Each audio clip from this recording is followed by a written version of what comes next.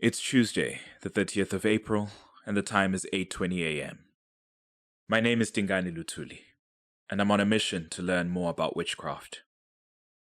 Ideally, if I'm meant to be seeking it out, I should know how it works, what they can do.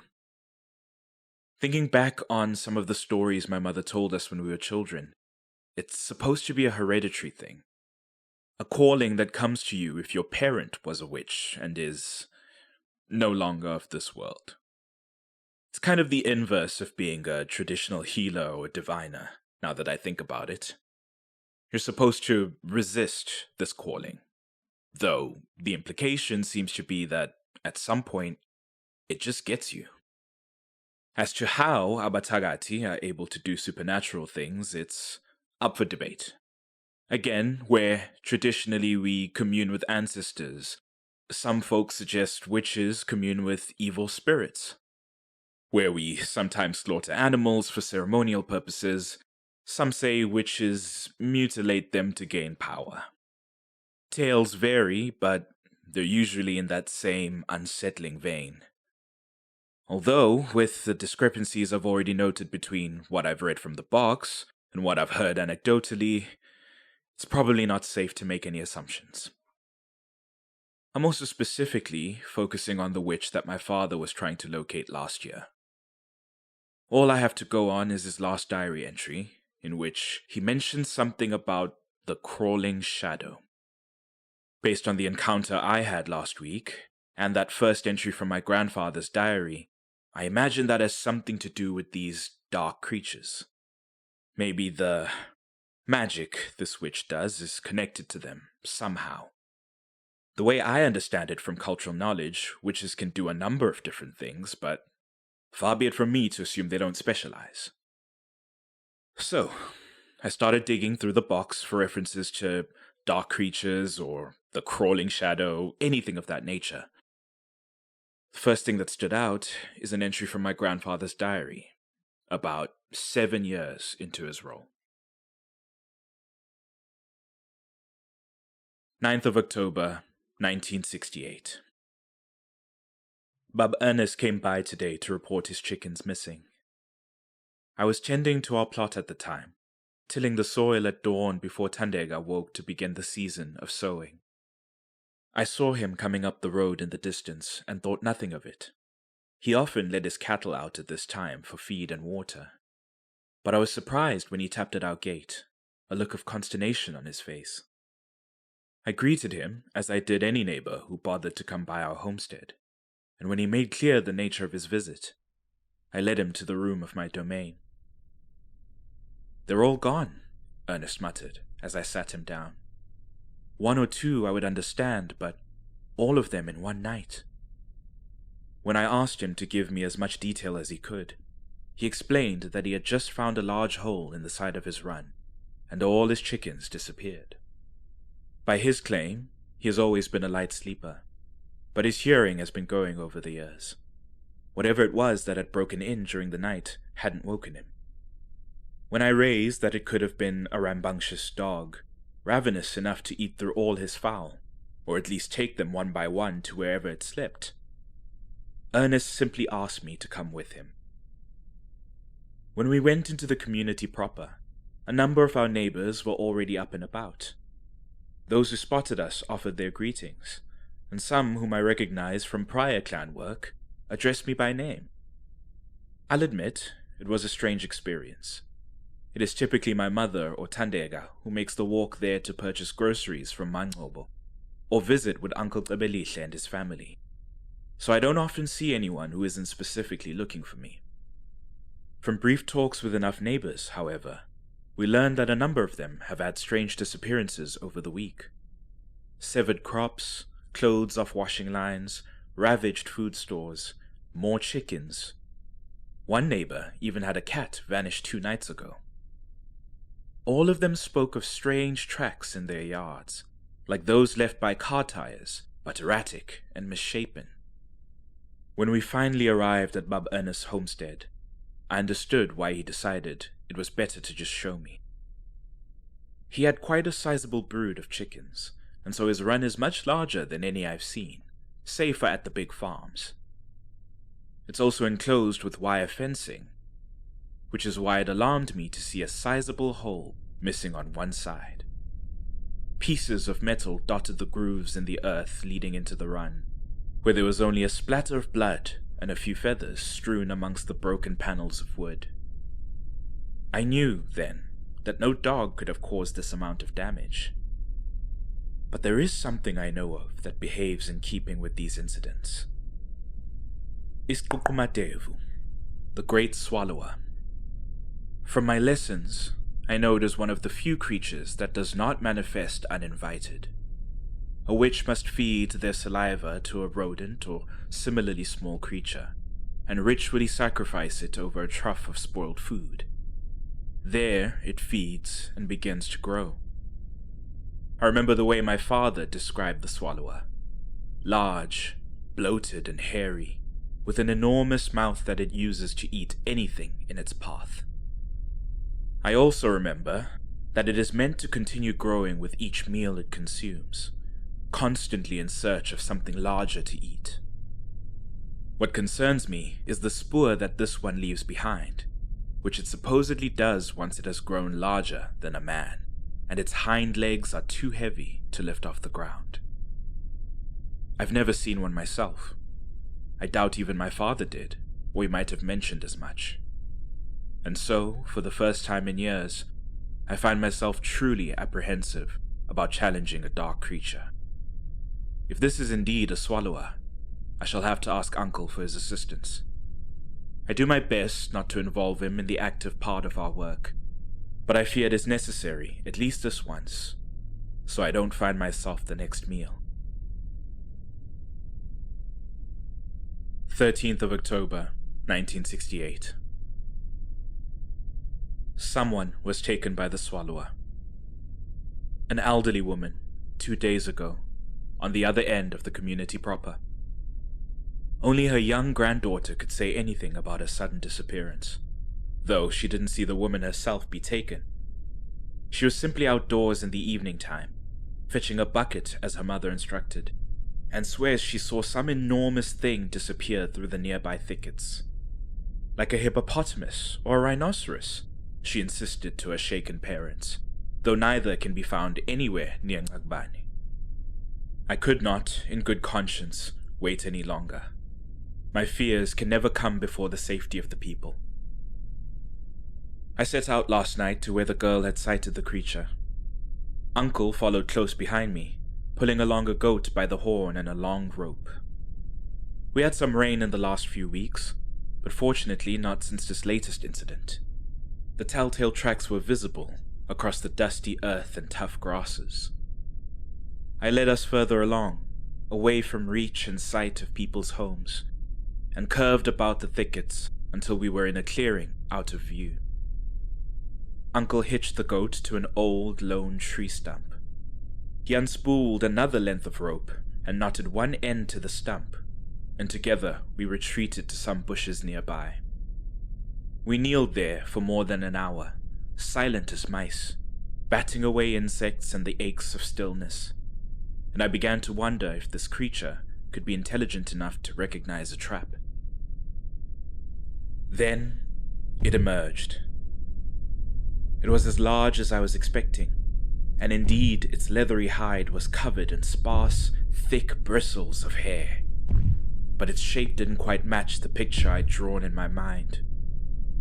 Its forelimbs, though immense, were much like a man's arms, curling mockeries of hands grabbing along the earth as it moved. Behind its bloated torso, its back legs were folded like a frog's, slow thighs dragging as they heaved the creature forward in turns. And at its height, its head sat flush with the rest of its body, with beady eyes, ears, and nostrils fixed high above an enormous, folded mouth. It opened then, its jaws stretching, snake-like, until they were as wide as the creature's body, wider even, wider than the goat it reached out to consume in a single motion, wider than the clearing it stood in. Enough to swallow this entire community, I thought, if I didn't move.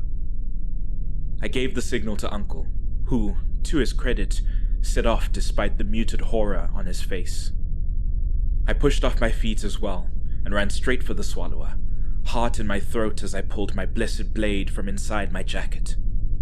The creature, its mouth still folding shut, fixed its eyes on me as I approached, and didn't so much as blink as I reached out with the blade to score a line in its side.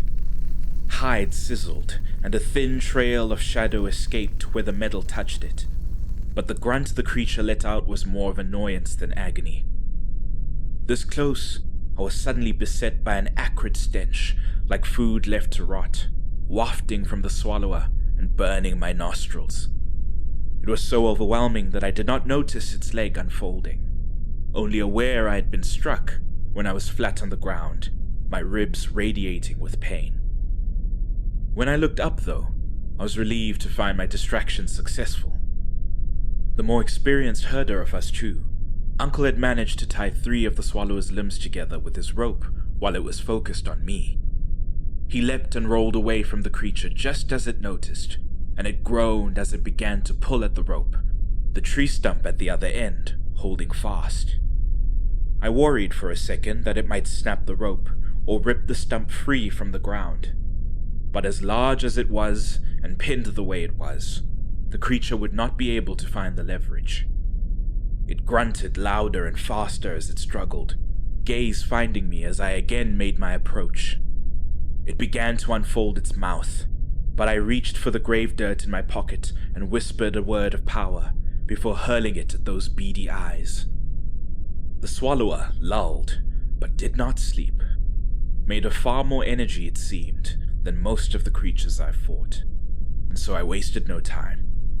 I scrambled onto its back, holding fast to the thicker bristles of hair, and found the swollen hump around where its neck might be. With another word, I plunged my blade into it, and the swallower rumbled as it let out a slow hiss. Its form began to collapse beneath me, slowly turning to smoke-like shadow, and I stepped back with anticipation as I waited for it to scatter entirely. When its darkness was gone, all that remained was the tracks it had left in the dusty earth and the tough grass. It was silly of me, I suppose, expecting to find a dozen animals and a confused old woman spilled out onto the ground before me. The naivete of the child I was when I learned the tale of Iskukumatevu. The assurance of stories is certainly more comforting than the harsh truth of the work. Often, all that can be done is preventing further harm. I shall focus my efforts on finding the witch that did this, so that what little justice there is may be served.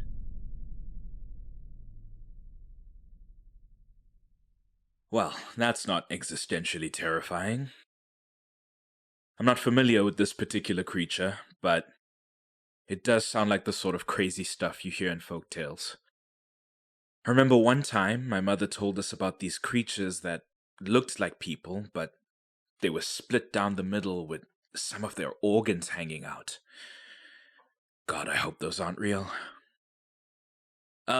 This entry doesn't have the references to darkness or crawling shadows I'm looking for, but it confirms that these monsters are being summoned and controlled by witches.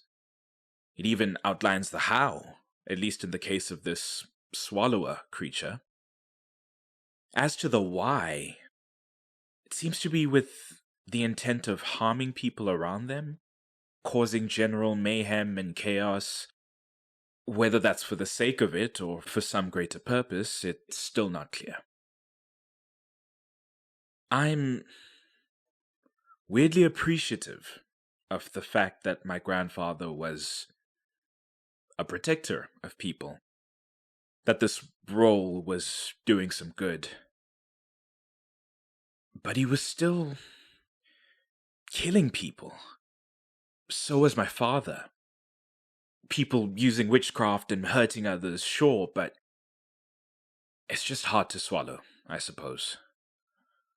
I swear that was not intentional. There's also this poem I found. File 1, Entry 11, I guess. It's typed out, but uncredited, so I'm not sure which of them wrote it, if either.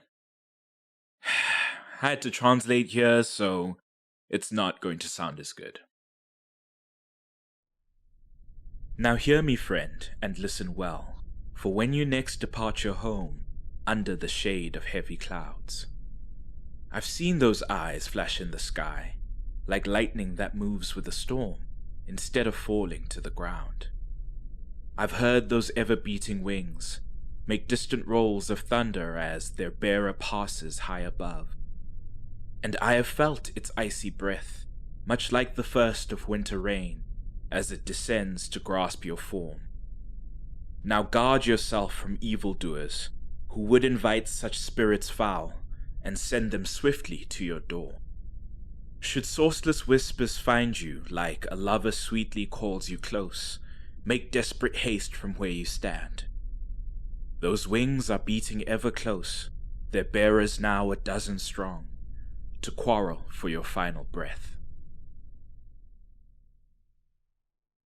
This creature I know. Impundulu, or Utegwane, the lightning bird. It's meant to be really big, though, almost like a deity, but it seems smaller and in greater number the way it's talked about in this poem. Maybe it's a created in his image situation, you know? Many see God in flames of fire, and still, any man may strike a match. Where are you?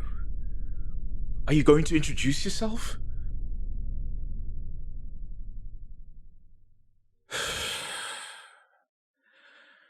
Nothing on the audio, of course. The voice is real, magic is real, you're not crazy. Both this poem and the diary entry describe witches as inviting these creatures, not creating them like I initially assumed. An invitation would suggest that they're coming from somewhere, but where would that be? Is that just a poetic presentation of the process, or is there actually some place, some realm where these creatures exist? Wherever that is, maybe that's where witches draw their magic from? Or where disembodied voices making cryptic statements come from? It's all just theorizing for now, until I find something more concrete. But I'm gonna keep at it.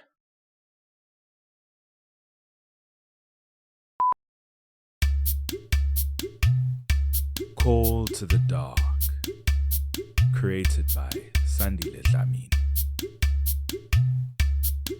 Featuring Dingane, voiced by Sandile Dlamini. And The Unknown Voice, voiced by Fadzai Simango. To keep up with the show, visit @CallDarkPod on social media or email calldarkpod@gmail.com. You can also support the show on Ko-fi by going to ko-fi.com/calldarkpod.